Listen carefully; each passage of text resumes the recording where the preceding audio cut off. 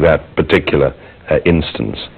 So what I felt very strongly when I read about Asia, when I met Asians, when I governed an Asian city, was that the things that I believed went to constitute a decent society were pretty much the same in Asia as they would be in Europe or North America.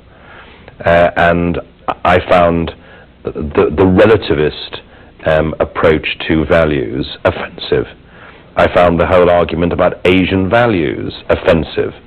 The notion that Asians didn't care about human rights, about the individual, about representative government, as though those things were somehow excluded from the Asian consciousness, I thought not only showed scant knowledge of history. After all, it's only a generation ago that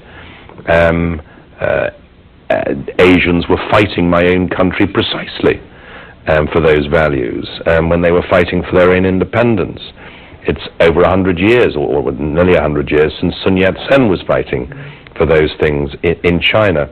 So I thought it showed a very limited knowledge of history, and I thought it was also an offensive and patronizing view. But the idea that there is some Asian homogeneity which brings together Zen Buddhism and Hinduism and Islam and Catholicism and Taoism and Maoism, it's for the birds. Of course there are different and wonderful Asian cultures and histories, but one Asian country is different from another, just as one European country is different from another. So my main and very strong, intensely strong feeling, which grew with the time I spent in Asia, was that people like Lee Kuan Yew, who argued that there was some special continent-based culture which explained, for example, the Asian boom, just thought that was intellectually trite and rather offensive.